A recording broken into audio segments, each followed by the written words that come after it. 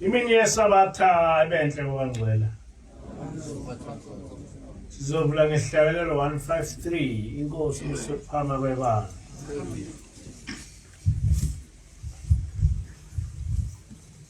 Nantili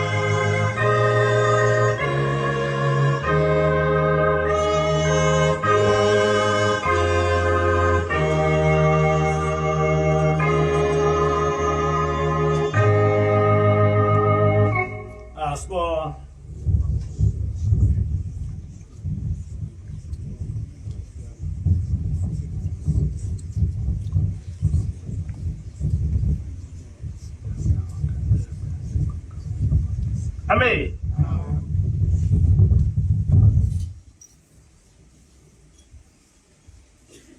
Isihloko salenkonzo sithi Ujehova Uzibonakalisile ukuthi uyaphila kithi.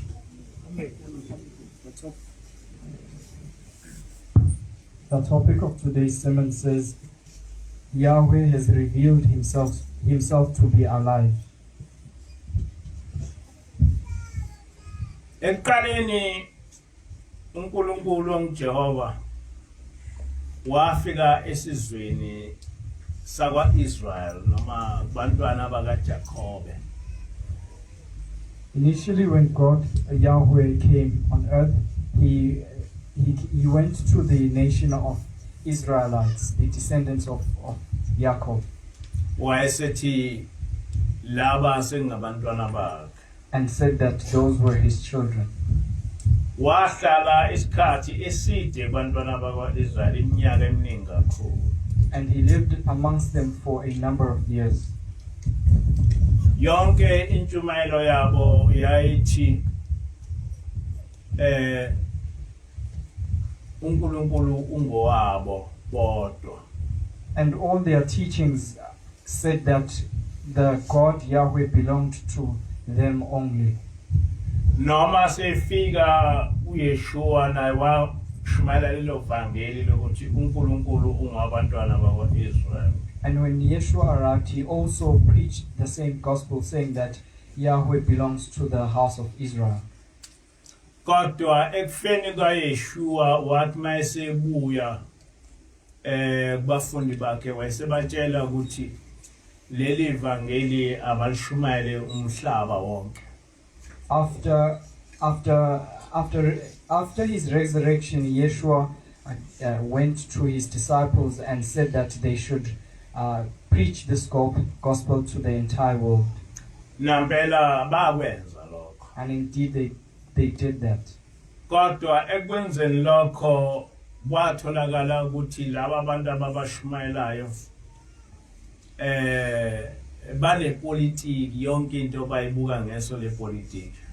And they did that, and it was found that to the people that they were preaching amongst, politics was rife. Esikhundleni sokuthi bembabaze lo nkulunkulu wakwa-Israyeli kodwa balwela ukumqeda baze bamqeda. And instead of glorifying the God of the Israelites, they fought to abolish him, Njengoba namhla engasekho nje lo nkulunkulu. as he does not exist amongst us today. Kodwa leli gama lokuthi uNkulunkulu ungowezizwe zonke, uNkulunkulu ungabantu bonke laseliphumile alizange labuye lahlehla. But the proclamation that God Yahweh belongs to all people, or he is a God of all nations, was already spoken, and it was never reversed. Wathi ma efika nomprofeti washumayela lokho wathi leli vangeli ashunyayelwe ezizweni zonke. And when the prophet arrived, he also proclaimed the same, that this gospel should be preached to the entire world. Kuvesi yesibili kulesihlabelelo athi sihlabelela ukuthi abansundu nabamhlophe liyabamema kwananjalo alikhethi noma munye limema bonke abantu. The second verse of the hymn that we just recited says that it invites, the black and white are invited. It does not discriminate even one. It invites all people.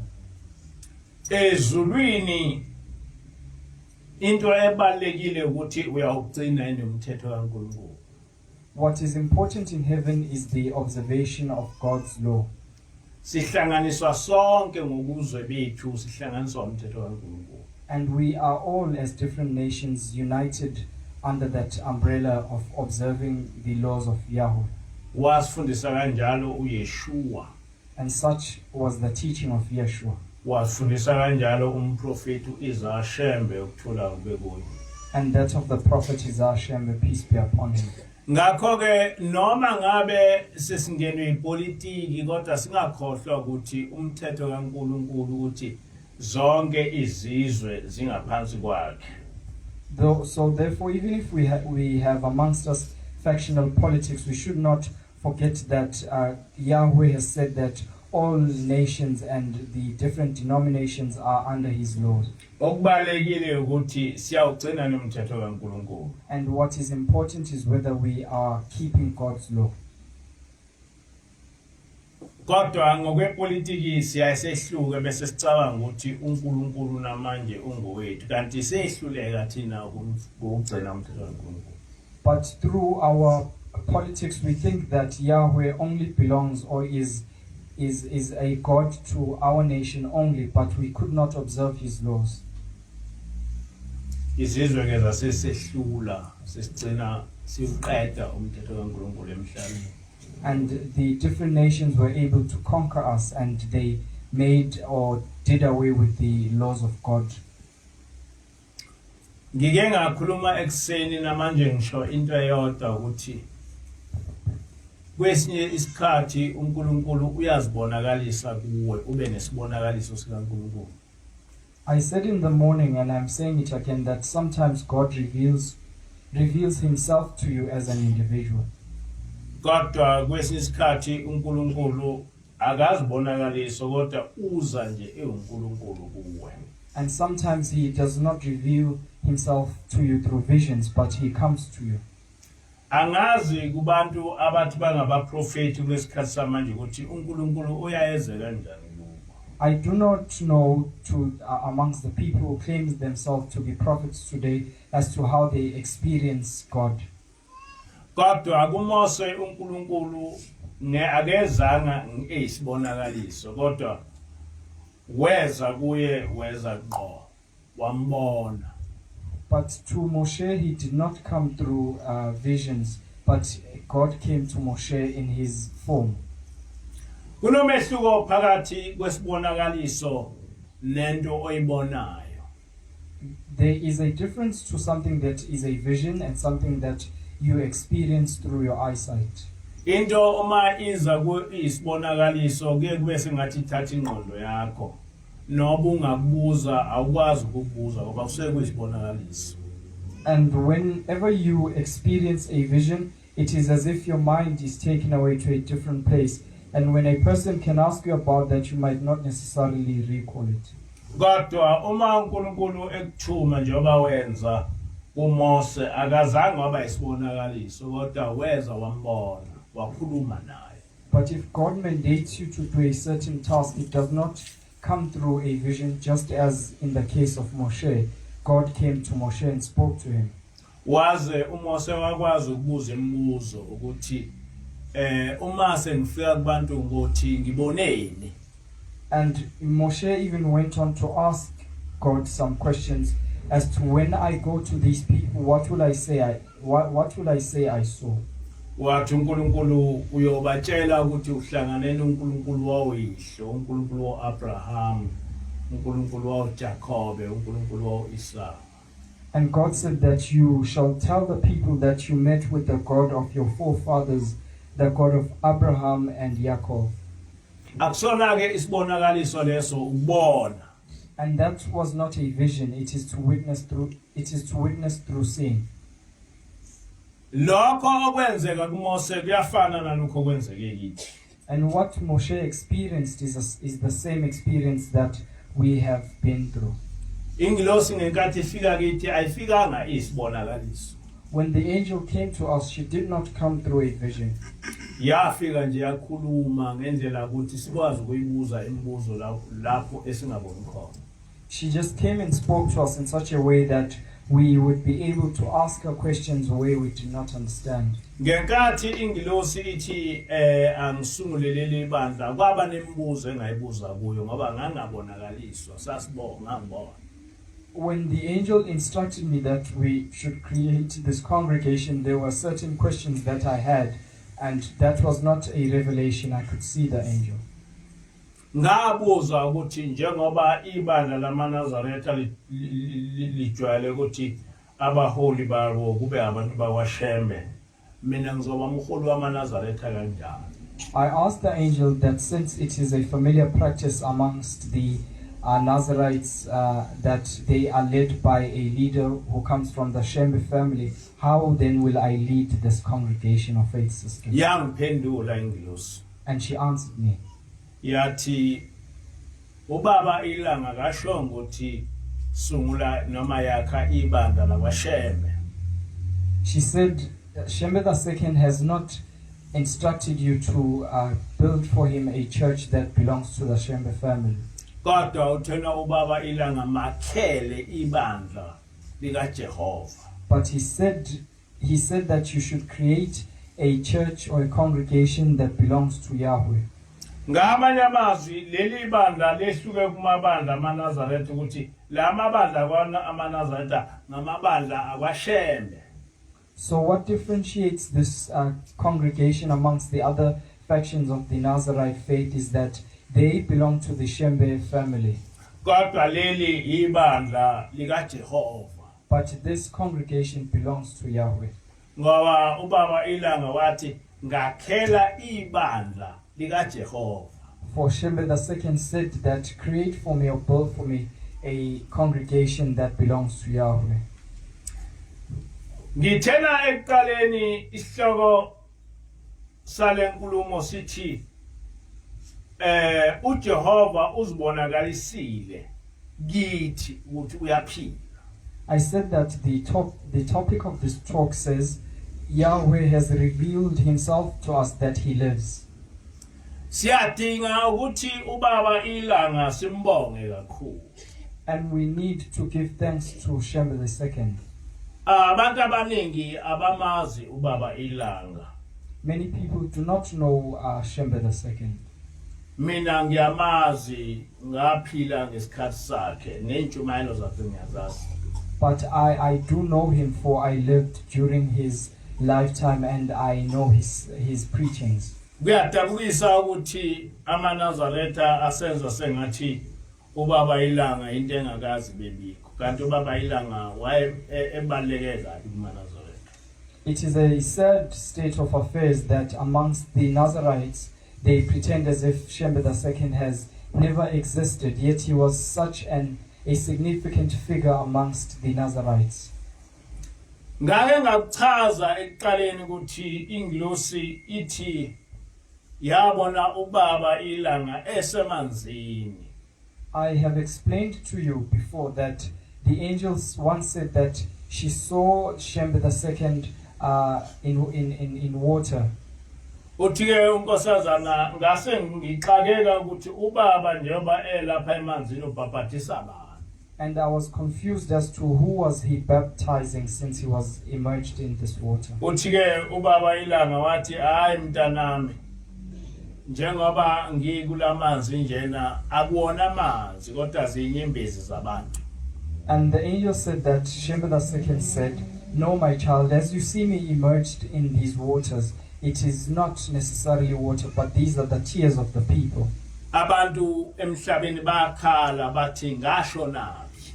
There is a lamentation on earth and people are asking as to where I went to or where I disappeared to. Uma ngabe waphila ngesikhathi sika baba ilanga usobona into enjena kuyaye kufike lo mbuzo ukuthi ubaba ilanga washonaphi kulento nje. Had you lived during the lifetime of Shembe II and you experience such things happening, a question of that nature does arise as to where is he. Ithi ingilosi ubaba ilanga wathi nalo Shembe esamshiya emhlabeni asamboni. And the angel said that Shembe II said, the Shembe that we left on earth, we can no longer see the Shembe that we left there on earth. Ithi ingilosi ngike ngabuza nakuAmos ukuthi kanti lo Shembe samshiya emhlabeni washonaphi. And the angel said that I also asked Amos, the Shembe III, as to where is the Shembe that we left on earth. Ngoba sesimfune yonke indawo asimtholi. For we have looked for him in all places, but we cannot find him.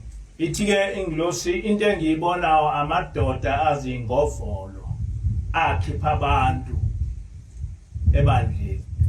What I see are men with fangs who are chasing people out of the congregation.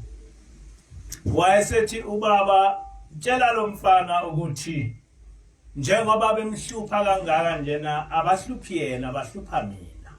And Shembe II said, tell this boy that since they are worrying him like this, they are not doing it to him, but they are troubling me.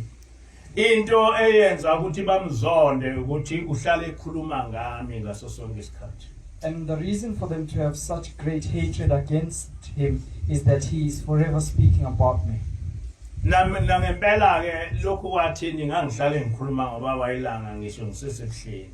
And ever since I have been speaking about Shembe II, even the time that I was at Ebuhleni. Ngiyangizwe kuthiwa manje na usakwazi ukukhuluma ngisho ngenyanga yezulu awusakwazi ukukhuluma ngisho ngothini. And I have heard now that they do not allow you to even speak about Shembe III or Shembe IV. Kodwa inkosi ilanga yathi njengoba lo mfana bemzonda kangaka abazondi yena bazonda mina.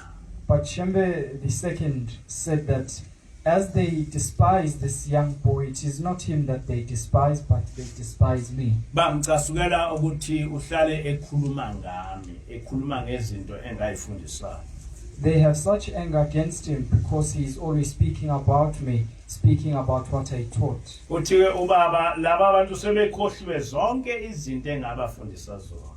For these people have forgotten everything that I taught to them. Angijwayele ukuthi ngikhulume ngalezi zinto ngiqale nje ngalokhu ukukhuluma kwengilosi ukuthi mtshele ukuthi engakhele ibandla likaJehova. I do not usually speak about all these things. I just start my talks or narrations where the angel said that, tell him that he should build for me a house of Yahweh. Kodwa ngaphambi kokuthi ekhulume lokhu wakhuluma lokhu ukuthi usemanzini izinyembezi zamaNazaretha abuza ukuthi washonaphi. But before the angel spoke these words, she did speak that Shembe was in water, and those were tears of the people asking where he has disappeared to. Yayise iyamtshela wayese ubaba ilanga yayitshela ingilosi uthi mtshele lo mfana ukuthi ngicela angakhele ibandla likaJehova. And Shembe II then instructed the angel that he should tell this young boy that he should build for me a house of Yahweh. Akhulume ngoJehova afundise abantu ukuthi uJehova ukhonzwa kanjani. That he should speak about Yahweh and teach the people how to worship him. Uma ekwenza lokho elandele izimfundiso zikaBaba ukuthi ubaba amaNazaretha kudala wayewafundiseni ngoJehova. And in doing so, he should follow the teachings of the prophet as to what the prophet taught the Nazarites regarding the worshipping of Yahweh. Angizange ngambona ubaba mkhulu. I did not see the prophet in his lifetime. Kodwa ayikho into ubaba owayithanda njengobaba mkhulu. But there is nothing that Shembe II loved more than the prophet. Ngaso sonke isikhathi wayekhuluma ngobaba mkhulu. In all the times he would speak about the prophet. Esitshele ukuthi kwakumuntu onjani. Telling us as to what kind of person the prophet was. Ubaba owasifundisa ukuthi ubaba mkhulu wayevela ezulwini. It is him that taught us that the prophet came from heaven. Ubaba owasifundisa ukuthi ubaba mkhulu wayengaqali ukufika la emhlabeni. It is him that taught us that it was not the first time that the prophet had come here on earth. Ubaba owasifundisayo ukuthi akakho umuntu owayemthanda njengobaba mkhulu. It is him that taught us that there is no other person that he loved more than the prophet. Akakho umuntu ubaba ilanga owayehlala esitshela ngayo ukuthi wayemesaba emhlonipha njengobaba mkhulu. And there is no one else that he constantly tell us about that he had a deep reverence for. Ayikho into ubaba mkhulu ubaba ilanga owayekhuluma ngaphandle ukuthi ekhulume ngoNkulunkulu ekhulume ngoJehova. There is nothing that Shembe second spoke about apart from speaking about God and speaking about Yahweh. Uma ungafunda namanje intshumayelo zakhe zonke uyithola ukuthi ngaso sonke isikhathi wayefundisa ukuthi leli bandla ibandla lika Jehova. And even if you were to read all the sermons that he carried out, you would see that he would constantly teach that this faith system belongs to Yahweh. Waze washo ngelinye ilanga mawungayifunda nencwadi kaMnyandu lapho wayethi khona noma singasekho thina emhlabeni nazi ukuthi leli bandla inkosi yalo uNkulunkulu inkosi yalo ayibona. And in the book written by Advocate Myandu, which contains the preachings of Shembe II, he says that even though we are no longer alive here on earth, you should always know that the God of this faith system is Yahweh. Its king is one that one cannot see. And that he said that you should not forget that. Ubaba ilanga wasifundisa ukuthi umfundisi waleli bandla ubaba mkhulu leli bandla lika baba mkhulu. It is Shembe II that taught us that the high priest of this faith is the prophet. Wathi noma nini ningakhohlwa lokho. And that we should never forget that in all times. Ubaba ilanga owasifundisa ukuthi singasuki ezimfundisweni zika baba mkhulu. He is the one that taught us that we should not part from the teachings of the prophet. Ngakho ke ningacabanga ukuthi lento engiyikhulumayo intsha ngivuselela into endala eyakhulunywa ubaba ilanga phambi kwethu. So do not think that what I speak to you is new. I am reviving what has already been taught by Shembe II before us. Injumayelo kababa ilanga eziningi zikhona encwadini kaMnyandu noma kungayizo zonke ngoba iningi kakhulu. Most of his preachings are contained in the book of Advocate Myandu. Ubaba ilanga ayikho into owayicabanga ngaphandle kwaNkulunkulu. And there is nothing else that he would think about besides God. Ngiyaye ngisho ngithi ngisho ngolesithathu wayehambe emthandazweni wokulala efike eShumayela. And I always say to you that even on Wednesdays he would go to the evening prayer and he'd preach there. Nangolesihlanu makungena isabatha eye emthandazweni wasebusuku eShumayela kuze mhlambe kushaye 10 or 11. And that even on Fridays in the evening he would go there to preach up until around 10 and 11 at night. Kwesinye isikhathi ma engenisa inkonzo yesabatha wayishumayele kuze kushaye 03 noma 04 lokhu kusukela ekseni ekhuluma. And sometimes he would preach during the Shabbat from the morning up until around 3 o'clock. Ugcine ungazange kwaba khona ngisho inkonzo yasemini. Such that we do not even have the second session. Ngesikhathi sika baba ilanga njengoba ngiyibone ngenza enkonzweni yasemini wawungafundwa umthandazo wesabatha. During his lifetime we did not recite the liturgy in the second session. Wawufundwa ekseni kuphela. We would only recite the liturgy in the morning. Ngoba ngaso sonke isikhathi wayekhuluma ekhuluma indaba kaNkulunkulu. Because in all times he would be speaking about the good news of God. Noma ngabe uhleli naye ayikho into baba ilanga wayekhuluma ngaphandle kwendaba kaNkulunkulu. And even if you sat with him, he would speak about nothing else apart from the news of God. Ngisho ngabe uhamba naye endleleni ngemoto ayikho into wayekhuluma ngaphandle kwendaba kaNkulunkulu. And even if you were driving with him in his car, he spoke about nothing else except God. Ubaba ilanga owathi amaNazaretha ethandaze ukuthi ngelinye ilanga uNkulunkulu alethe abantwana abayoba nomoya kaShembe.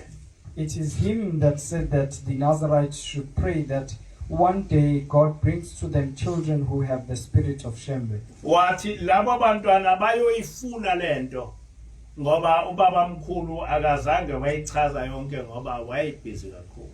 That those children will research about this faith system for the prophet was constantly busy and he could not explain everything. Wathi lento inkulu kakhulu kube yayitholwe ngabelungu ngabe igcwele umhlaba wonke. And he said that what they were gathered on is so great that if the white people were the custodians of it, it would be all over the earth.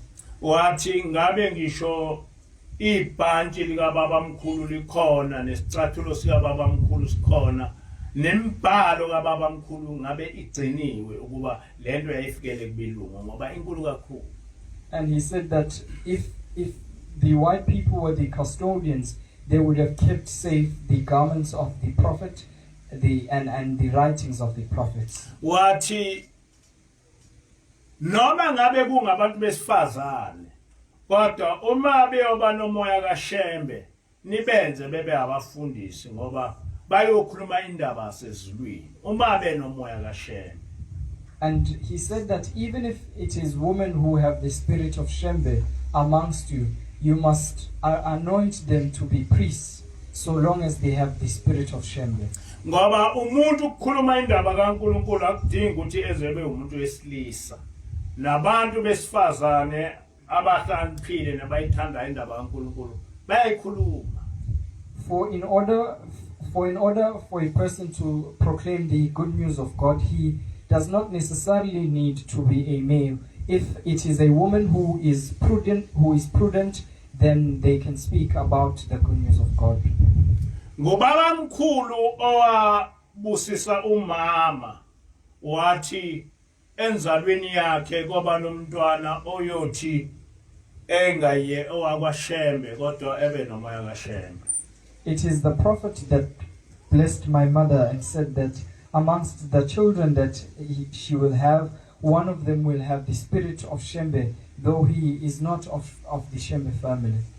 Kuyakube isimanga ke ukuthi uma ngabe into iprofetiwe bese kuthi laba abayenzalo yaleyo nto beyiclaim ngenkani ukuthi kubo noma ingekho kubo. And it is always surprising that whenever there is a prophecy, those who are born under that prophecy then claim that prophecy, saying that it belongs to them. Ethi umuntu ngoba ngazawula ngubaba mkhulu owaye evele ezulwini ngakho ke nami ngivele ezulwini. That a person would say, since I am the progeny of the prophet who came from heaven, therefore I'm also a heavenly being.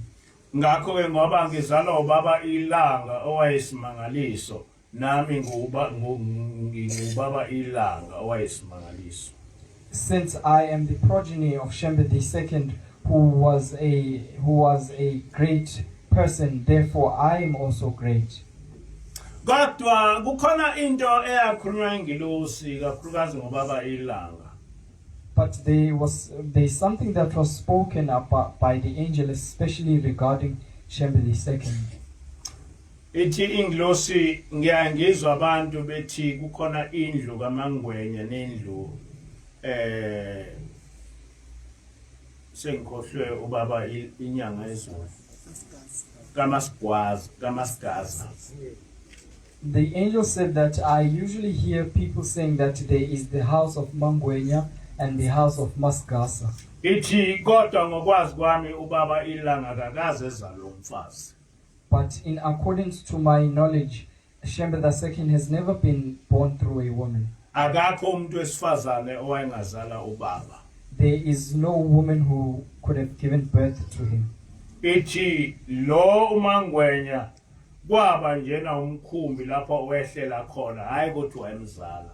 Mangwenya was just a pathway in which Shembe II came through, but it is not that she gave birth to him. Ithi ingilosi ngelinye ilanga ubaba ilanga wehla emhlabeni nesihlalo sasezulwini kodwa umndeni wakwaShembe namaNazaretha bafike bamnikeza isigqili sasemhlabeni. The angel said that when Shembe II came to earth, he came with his heavenly throne, but the Shembe family gave him a wooden bench. Ithi ingilosi ngelinye ilanga ubaba wayesina kuhleli ubaba mkhulu nabelungu bebukela umgidi ubaba wayesemncane insizwe. The angel said that in the time when he was in his youthful days, he was partaking in the holy dance. Ithi-ke ingilosi abelungu basebebuza ngobaba ilanga ukuthi lo mfana lona akanaso isikhumba esifana nabantu abamnyama, unesikhumba esengathi uli Arab, kumi kanjani ngoba uthi ingane yakho. And the white people asked that since this boy does not have the skin of black people, he looks like an Arab. How is that possible? Because you say that he is your child. Ithi-ke ingilosi ubaba mkhulu waphendula wathi uNkulunkulu umuntu umnikeza isikhumba osithandayo. And the angel said, the prophet replied by saying that God gives to a person any skin type that he likes. Yayisithi wayeseqhubeka ubaba mkhulu ethi kodwa lo mntwana akusiyena owakwaShembe kodwa ngowakithi. And the prophet went on to say that this child is not all of the Shembe family, but he belongs to my family. Leyo nto eyasho ingilosi ibaluleke kabi ukuthi lo mntwana akusiyena owakwaShembe kodwa ngowakithi. What the angel said is important when she said that this child does not belong to the Shembe family, but he is of my family. Ithi ingilosi abelungu baxake ukuthi chaza ukuthini uma ethi lo mntwana akusiyena owakwaShembe kodwa ngowakithi. And the angel said that the white people were confused by what the prophet was saying. Ngelinye ilanga ithi ingilosi abantu bakwaShembe baye becabanga ukuthi uShembe ngwakubo kanti uShembe ngwakubo kwaNkulunkulu. On a particular day, the angel said that the Shembe family are strange it is strange that they think that Shembe belongs to them, but Shembe is of God. Ithi uShembe akusiyena wakwaShembe ngwakubo kwaNkulunkulu. She said that Shembe does not belong to the Shembe family, but he is of God. Ngelinye ilanga ingilosi ithi kampeni yanithi ubaba ilanga wahamba emhlabeni mhla ka-19 December 1969.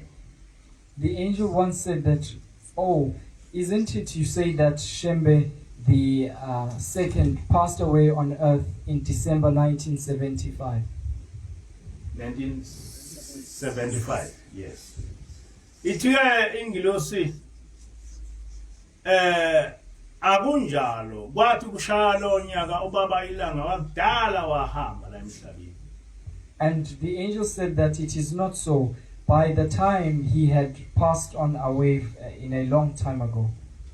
Ithi ingilosi lo umuntu akahlali esidunjini esigulayo. That is, and she said that Shembe the second does not live in a body or corpse that is deteriorating in health. Zonke lezi zinto eziyayikhulunywa ingilosi uyayibona ukuthi zijulile nokuthi nengilosi ayiqali manje ukufika lapha kithi. Kade nangesikhathi kababa mkhulu yayikhona.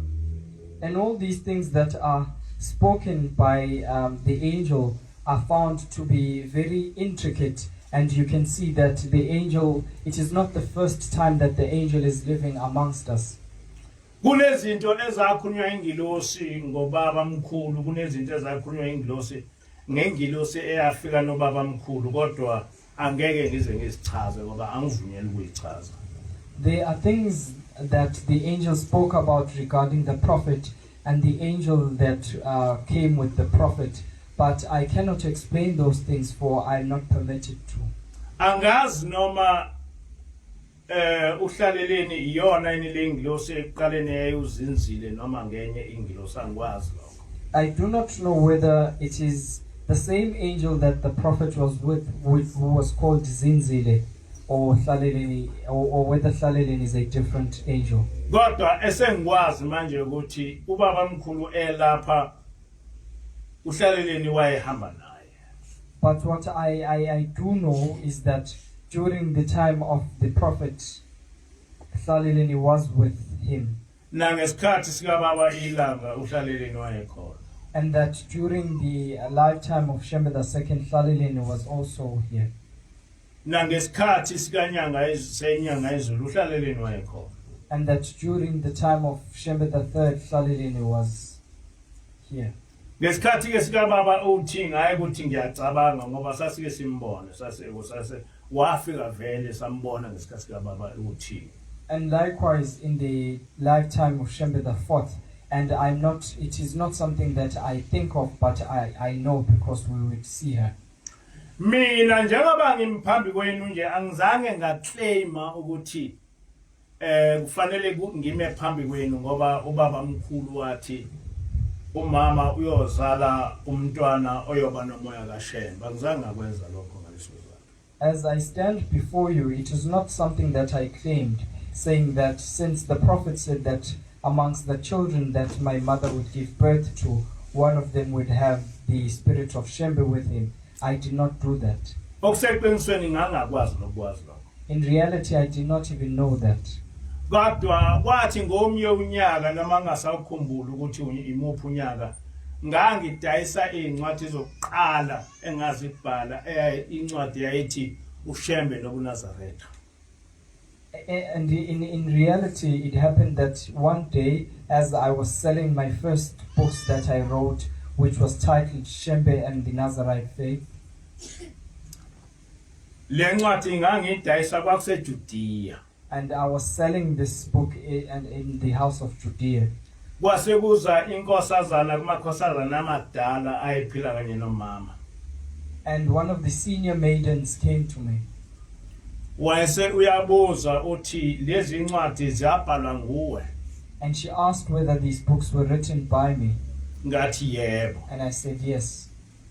Wathi ngiyajabula ukuthi isiprofeto sikamprofeti namhlanje sesifezekile.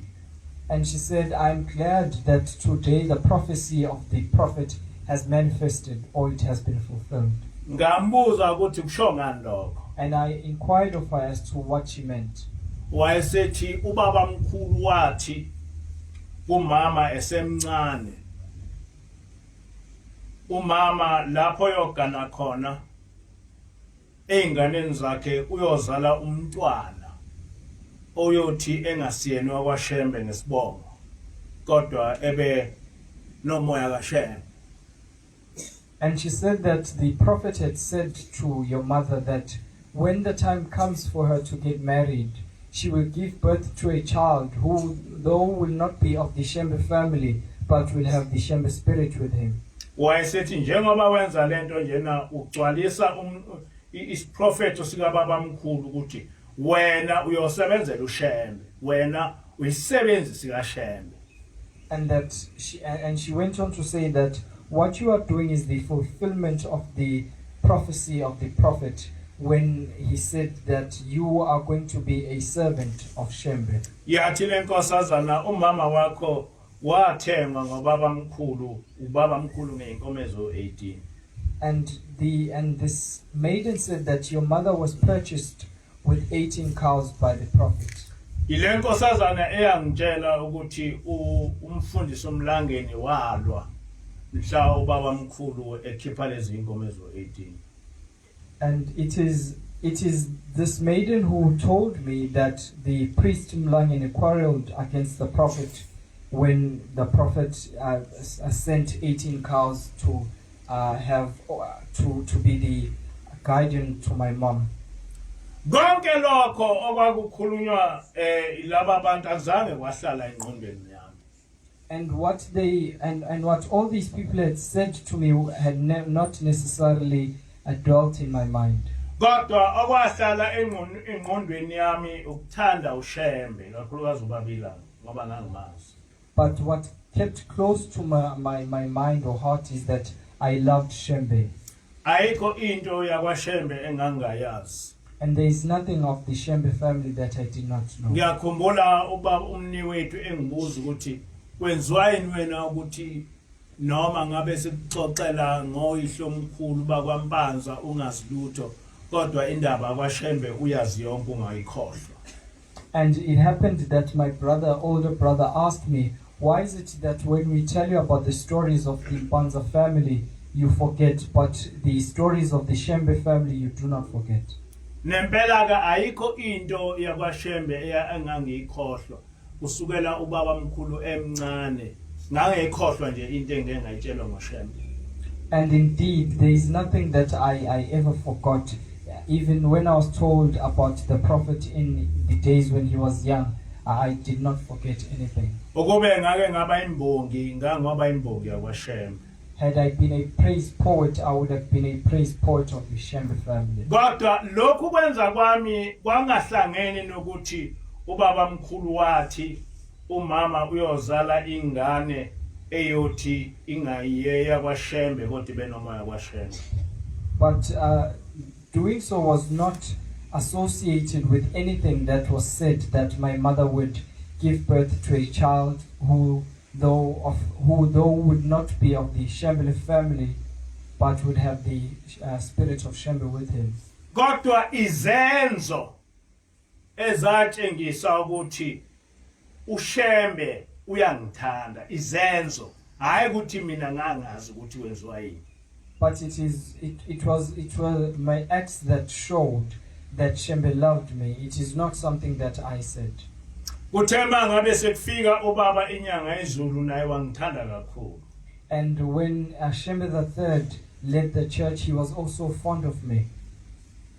Ubaba inyanga ezulu ngathi ngingayena ngisho umshumayeli wathuma umfundisi umthetho ukuthi akamemezele ukuthi ngingahlali nabantu, ngingahlali nabavangeli, kodwa ngihlale nabafundisi. I was not even a preacher at that time, but Shembe III had sent the Reverend Mtetwa to announce that I should not even sit amongst the preachers or the evangelists, but I must occupy space amongst the priests. Mina kukhona ubaba inyanga ezulu ngangihlala nabapriest nabafundisi ngisho imhlangano yayenzwa ngangiwenza nabafundisi. During the lifetime of Shembe III, I sat amongst the priests and I would hold meetings with the priests. Ubaba inyanga ezulu owathi mina uma ngiza kuye ngingaguqile ngiguqe mase ngiphambi kwakhe. It was Shembe III who said that whenever I had to come to him, I should not kneel from a far distance, but I should only kneel when I get to him. Ngakho ke mina angaze ngize ngime ulayini ngiza kuShembe ubaba inyanga ezulu ngangiye ngiqonde ngifike ngiguqe phambi kwakhe. So it had never happened that I would join the queue when I needed to go to him. I would just go straight to him. Ezinye ifundiswa enganginazo zaphatheka kabi noma ngazi ukuyibiza ngamagama kodwa zikhona ifundiswa zaziningi ngesikhathi sami lento eyayiphatha kabi. What Shembe III was doing did not settle very well amongst other academics, though I'm not going to make mention of them. Ngendlela ukuthi kwathi ubaba inyanga ezulu esehambile ngoba ngangazi ukuthi nabafundisi baphatheka kabi ngoba kwakumemezela umfundisi umthetho. Kodwa bahamba baya kuyibuthi ngoba umtshela ukuthi mina ngiyingozi kufanele ukuthi ngicontrol. It happened that I did not even know that the clergy or the priests were threatened by that. So they went to Shembe IV and told him that I am a danger, I should be watched over. Njengoba ngangakusho ngangakwazi lokho kodwa kwafika umfundisi weinkonzo la ekhaya wazongitshela ukuthi utshelwe umfundisi uNdelu ukuthi abafundisi bahamba baya kuthi ngoba bakhuluma kanje ngami njengoba ngagcina sengihlupheka kangaka ebuhleni. And as I'm saying it to you that I was not aware of such, but a priest from the other churches came to me and said that he was told by the priest Ndelu that such had been told to Shembe IV, and that is why I was greatly troubled by the congregants there. Kwinto ebalekile ukuthi uNkulunkulu ekhethe yena hayi ukuthi wena uyikhethe entweni kaNkulunkulu. It is something important that it must be God who chooses you and not the other way around when it comes to matters of God. Ubaba inyanga yezulu owathuma abafundisi abathathu noma abana ngisakhumbule eNewcastle eyongibiza wafika wangitshela ukuthi ukuwa nokuvuka kwebandla lamaNazaretha uNkulunkulu yokubuza kini. And it is Shembe III who sent 3 priests to Newcastle to fetch me. And when I got there, he told me that the rise and the fall of this faith system, God will ask you about it. You will be accountable for the rise and fall of this congregation. Ngasho ukuthi ngo-2005 ngabizwa ngomunye umvangeli noma ngazi noma umshumayeli owayibona wathi kufika ubaba ilanga wamtshela ukuthi mina ngingumholi wamabandla lamaNazaretha ngakho kufanele ngiyiphathe kahle. It happened that in a particular year I was called by an evangelist who would experience visions, and he told me that Shembe II came to him and told me that I should carry myself out accordingly because I am a leader of the Nazarite faith. Kwaku-2005 lo mvangeli ezoshobi engibizele emzini wakhe ngitshela lento. And it was the year 2005 when that evangelist called me to his house and told me this. In 2006 kwase kufika ke ingilosi physically isizongitshela ukuthi ubaba ilanga uthini. And in the year 2006 the angel came physically to tell me what Shembe II had said. Kodwa ekuqaleni kwafika umfundisi umvangeli webandla lasebuhleni wangitshela lento. But initially it was an evangelist from the faction of Ebuhleni who told me this. Engiqonde ukukusho ukuthi lento esiyona akusiyona into eyakhiwa ngogqozi kodwa yasuka ezulwini.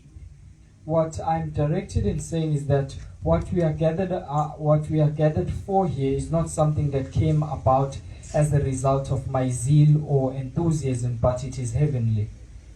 Yakhiwa ezulwini. It was created or built in heaven. uNkulunkulu wasikhetha singakazalwa ngisho ukuzalwa ukuthi siyoyenza lento. It is God who chose us even before we were born that we would carry out this task. Angicabangi lento engiyikhulumayo yakhulunywa ingilosi kithi sinomkhokheli. And I'm not thinking about or creating it in my mind, but it is the angel that told us this. Yathi akakho umuntu ongabhidliza lento onganehlukanisa ngoba amadoda athize ezweni ethize ahlangana ukuthi lento ihambe ibe khona. And she said that there is no person that can separate the two of you, for certain men in a certain land came together and organized that this be in existence. Kusobala ukuthi lento lamadoda ayikhuluma ngawo ingilosi kwangabantu basezulwini kwakukhulunywa ezulwini. And it is clear that the angel was speaking about divine beings. Kodwa ayizange yakhuluma ukuthi kwakusezulwini, yathi nje amadoda athize ezweni elithize ahlanganisa lokho eneyikho. Ngakho ke akakho umuntu ongakushintsha. She said that though it is not said, she did not say that it was in heaven, but it is evident, for she said that it were certain men in a certain land who organized this, so there is no man who can destroy it. Ngithela ke lento uma uyithathe ekuqaleni ubuka ubaba ilanga uyabona ukuthi ubaba ilanga wayengeke vele ehambe emhlabeni bese kuphela yonke into. So I said true that if you trace this from its roots, you will see that just because Shembe II had passed away, it could not have been possible that would be the end of things. Ngoba wayevele shilo ubaba ilanga ukuthi esehambile emhlabeni emva kweminyaka kusukela eminyakeni engama-30 kuya eminyakeni engama-40 uyobuya. For he had said that between 30 to 40 years after passing away, he would come back. Washo ukuthi kuyoqhamuka oShembe abaningi kuze kuqhamuke ney'nkawu kuthiwa zingoshembe zikhulekele washo ubaba ilanga lokho that many people would appear and say that they are the leaders. Even monkeys will come and say that they are shembes. namanje bangaka abantu abaclaima ukuba bebe ngoshemba abaholi baleli bandla neinkawu zikhona ezithi zingoshembe.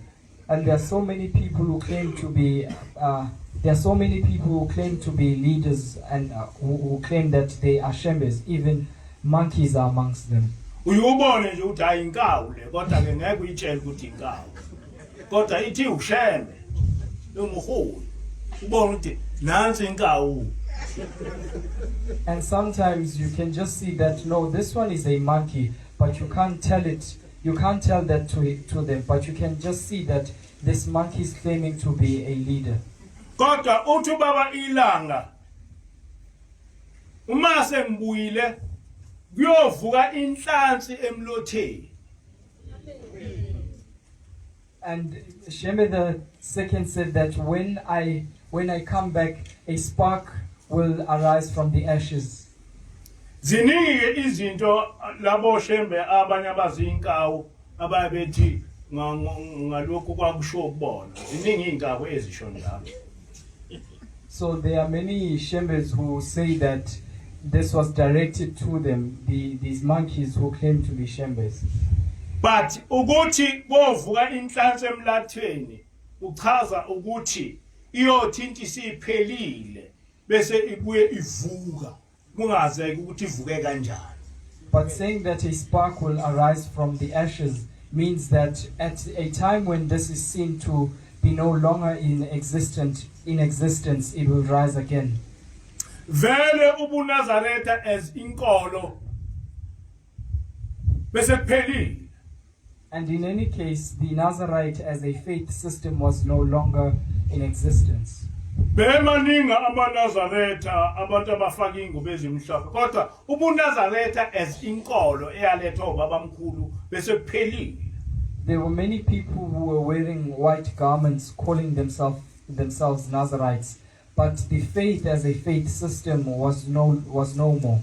Kodwa ubuNazaretha buvuke lapha kuleli bandla. Leli bandla elivusa ubuNazaretha kababamkhulu elivuse ubuNazaretha kababa ilanga. Njengoba washo. But it is this congregation that revived the faith system of the prophet and that of Shembe II, as he had said. Abantu abaningi abaMaNazaretha abazi ukuthi lento yenzeke kanjani ngoba bebeyibheke ukuthi ivuswe uShembe.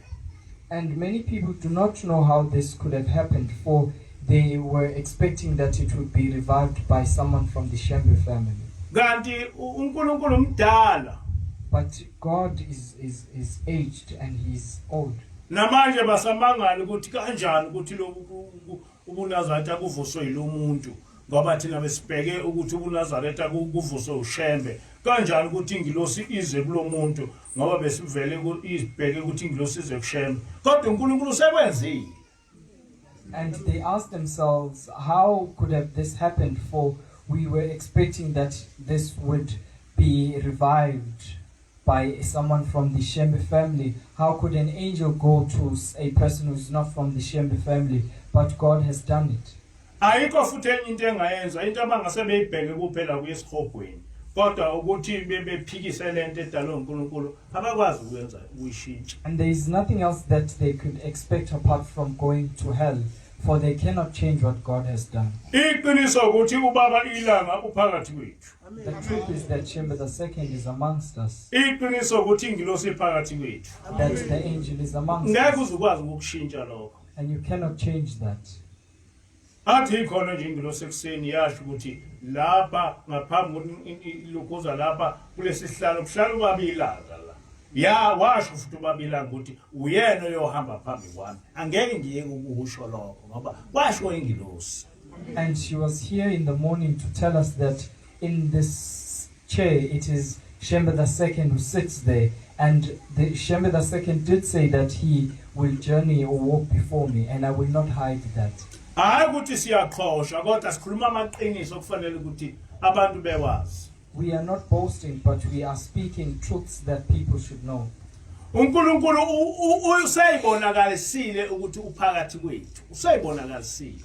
God has revealed that He is amongst us.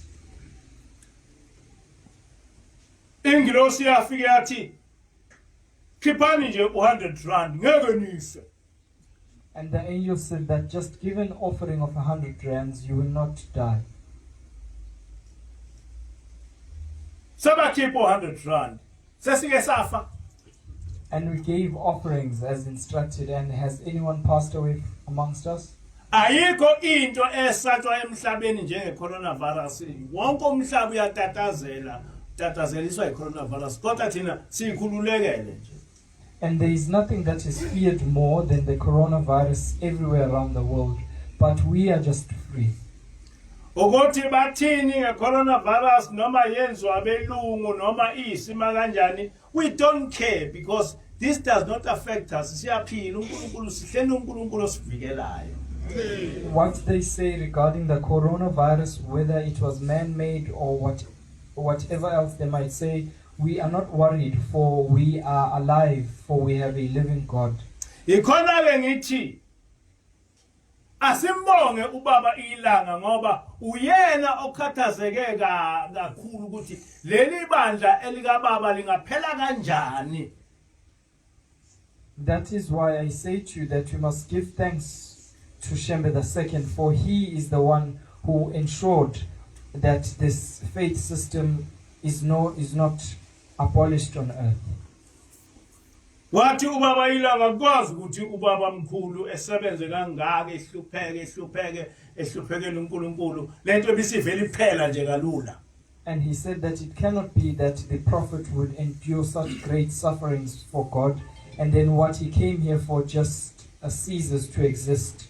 Njengoba ngisho ngithi kalimazi ubaba ilanga wayekhathalele kabi indaba kaBaba mkhulu ehlale sixoxela ngayo.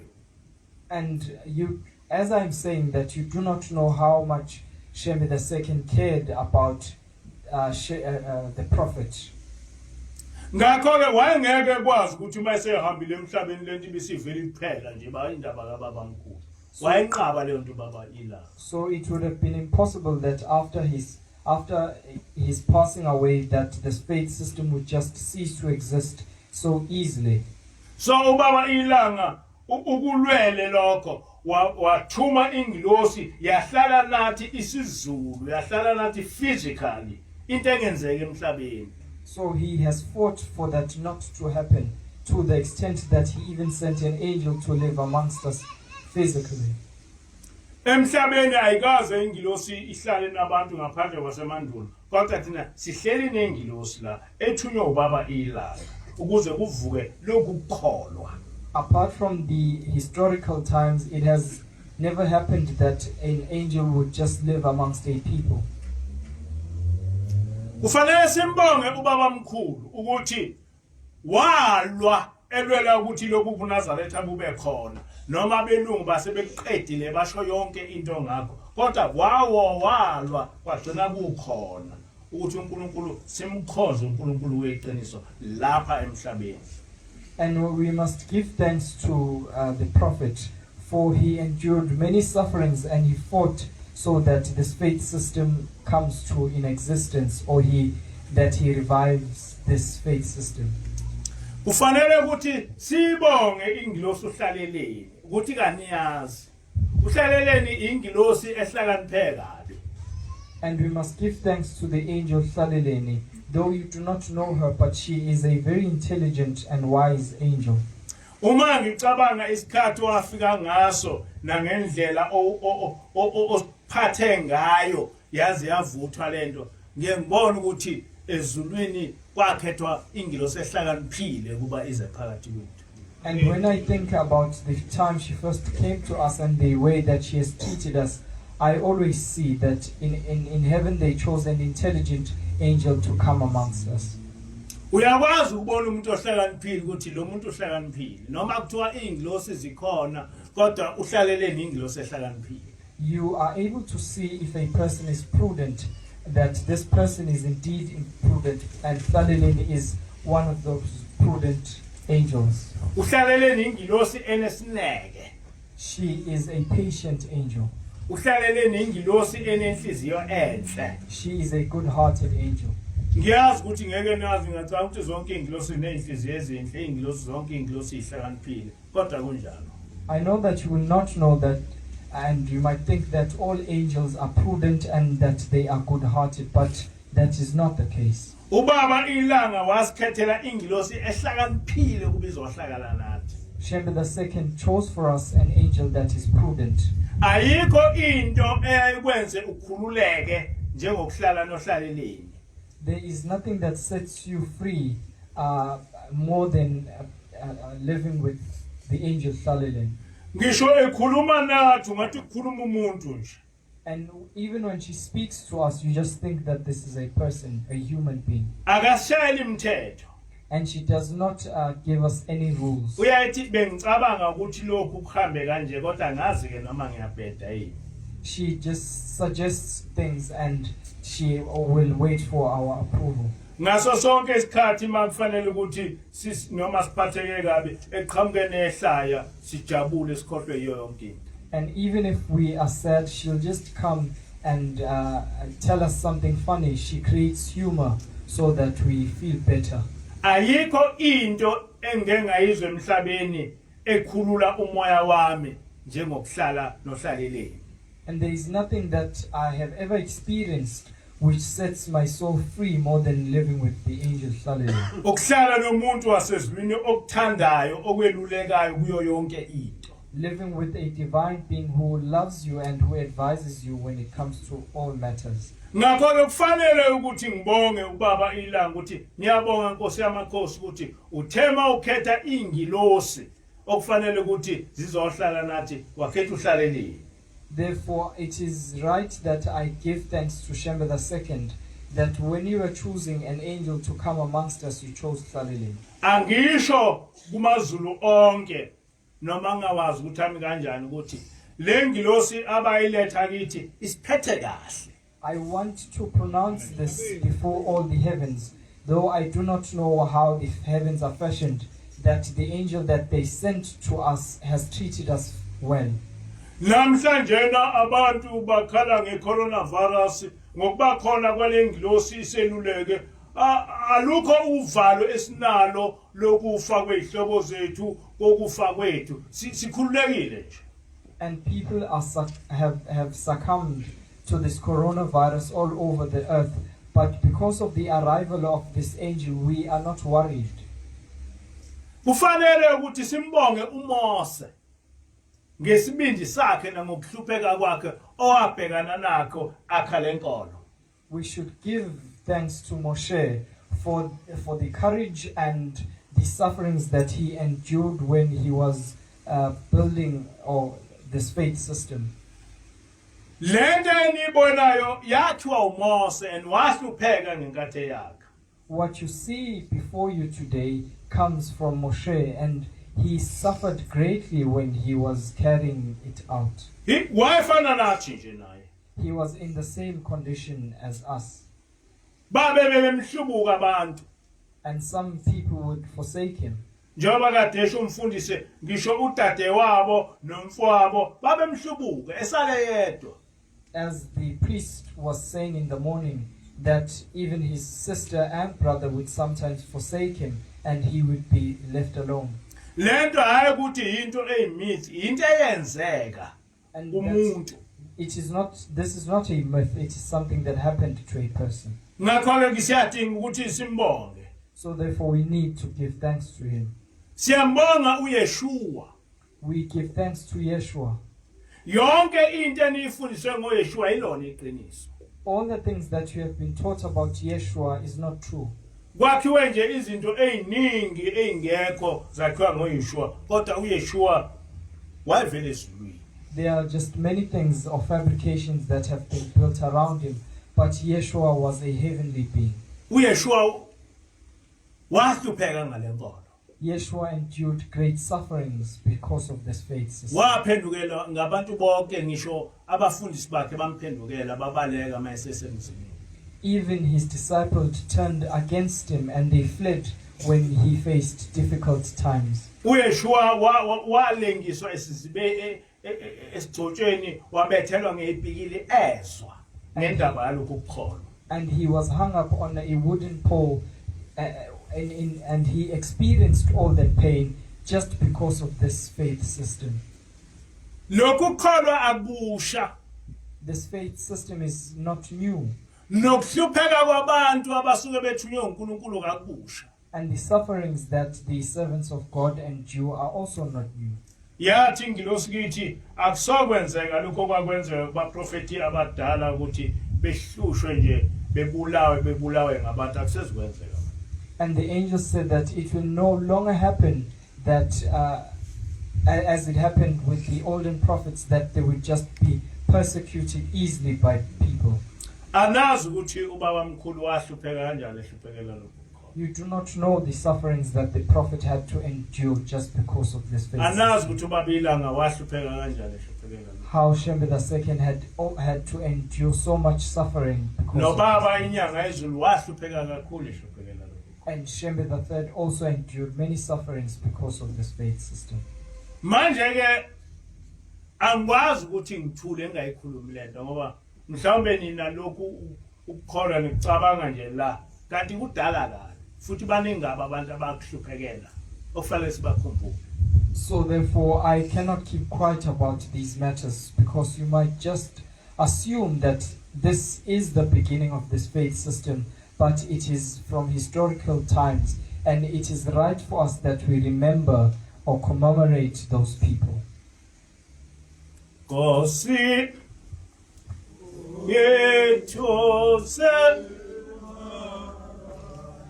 Kosi Kose gobo sise Kose gobo sise